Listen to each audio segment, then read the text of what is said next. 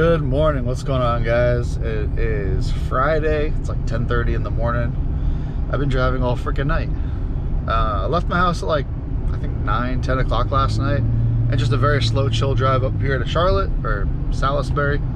I had brought my blanket and my pillow. I kind of made myself a little bed back there and took a nap earlier. Started driving again at about 6 o'clock, and I am now 1 mile away from the Driveshaft shop. So I'm excited. I mean, this is definitely kind of, I'm getting the vibes we're in the middle of freaking nowhere. There ain't much around besides very sketchy gas stations. But I did get some, from being a Florida boy, we don't got Bojangles no more. So I stopped at a Bojangles and grabbed a bite to eat. That was pretty good. So, but yeah, we're 2 minutes away from Driveshaft shop, and let's see what's ahead of us. Alrighty guys, so we are inside the Driveshaft shop. The whole wall of shafts. Tad's giving me a tour. Everyone, this is Tad. He is the crazy guy that's helped me with this journey for 5 or 6 years now. Pretty long time.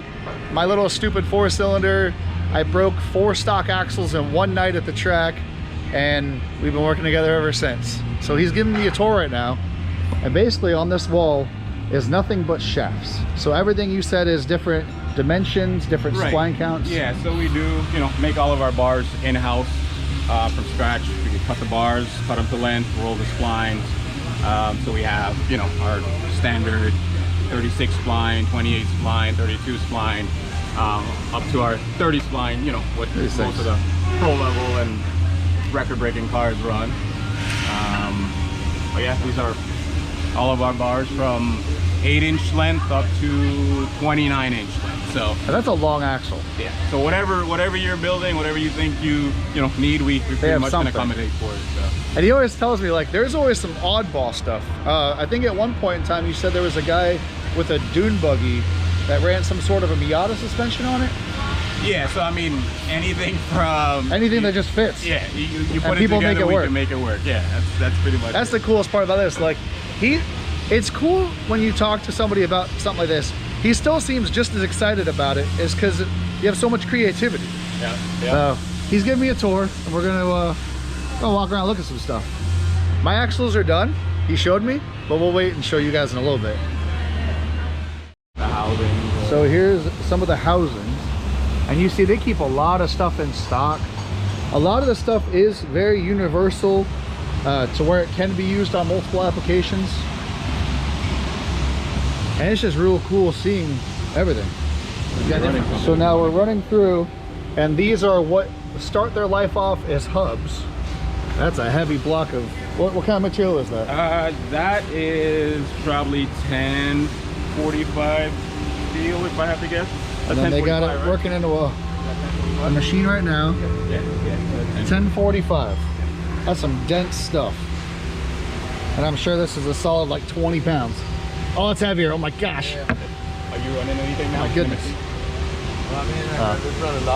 Got different machines going for the different hubs.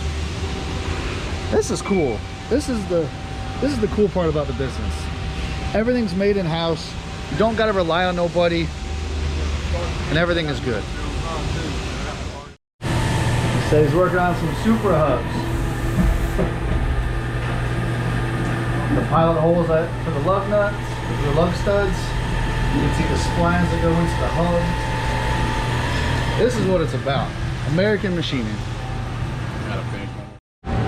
So in the machine, he's working on the super hubs, and he's showing me a completed one right here. So this is after it comes out of the machine. It's ready for the lug studs to be pressed in.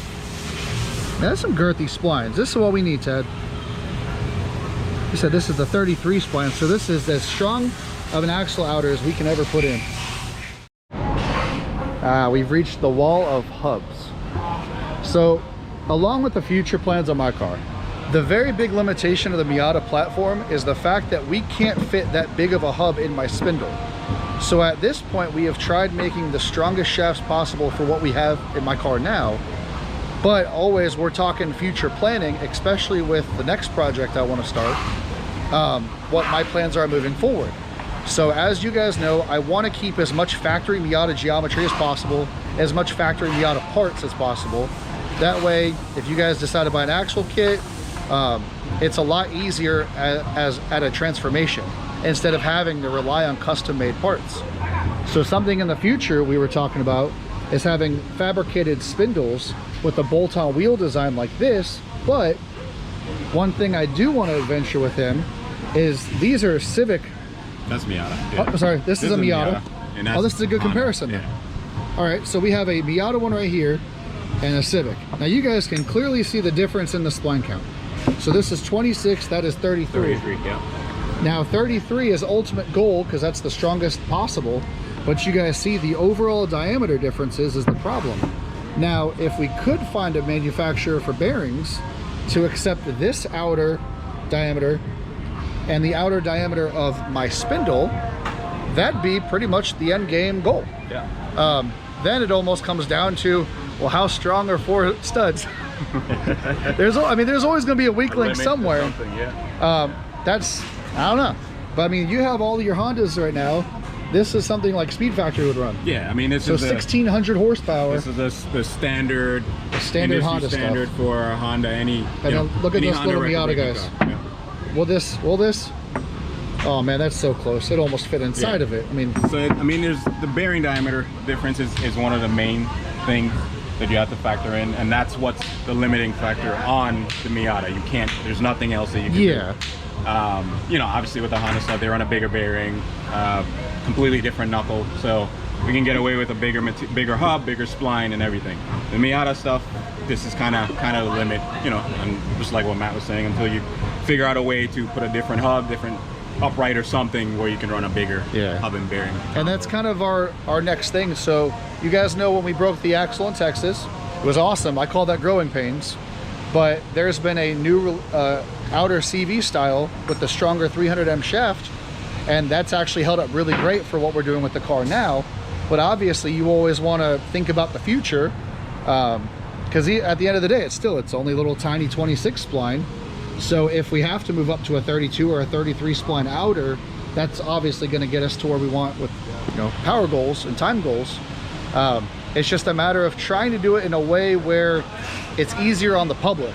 I have no problems with building custom stuff, but my biggest drive, especially working with Tad, is making off-the-shelf products.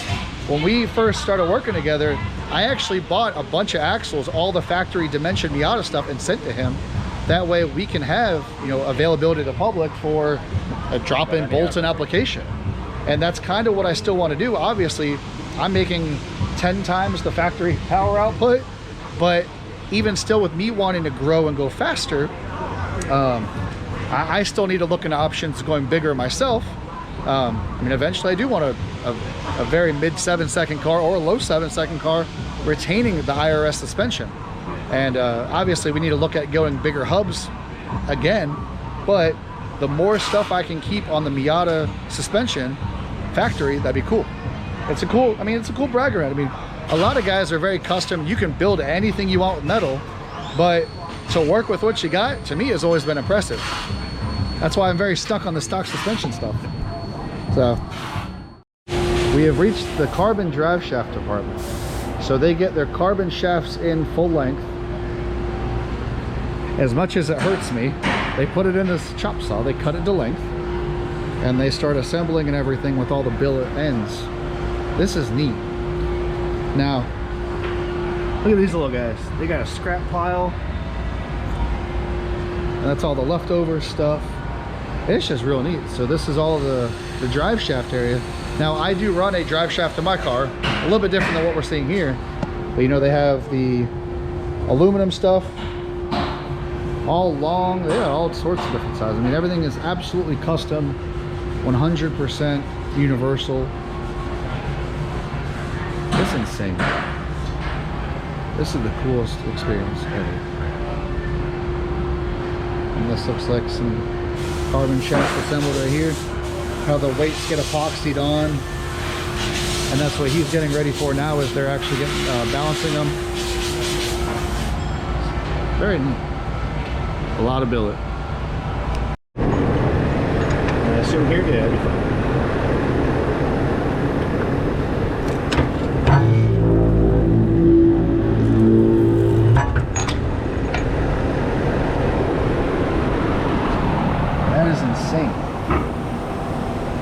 So you guys literally just saw him make the splines on that right there.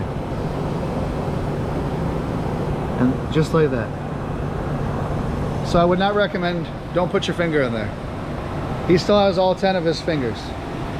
Safe. Safety is key. All right, guys. A lot of stuff we didn't film. I was just genuinely enjoying the time. I've only got to meet Tad like twice. And every time is at a racing event when we got stuff going on. So, Tad, I appreciate everything. Of course. Everything he's ever done for me is highly appreciated. You know, it's an awesome relationship back and forth. He gets to build some badass stuff. I get to break it. And then he gets to build, I mean, it's a growing platform with the setup. So we do have the axles tucked away. We are good to go back home. We're gonna go racing in FL2K. Will you be in Florida next weekend? I might show up. We're gonna have food for him if he does show up. So I'm heading back home. It was awesome after 6 years relationship to finally get to come here to the Driveshaft shop. And it's a huge asset to the Turtle team. So thank you for everything you've done. Of course. And hopefully we'll see you next weekend.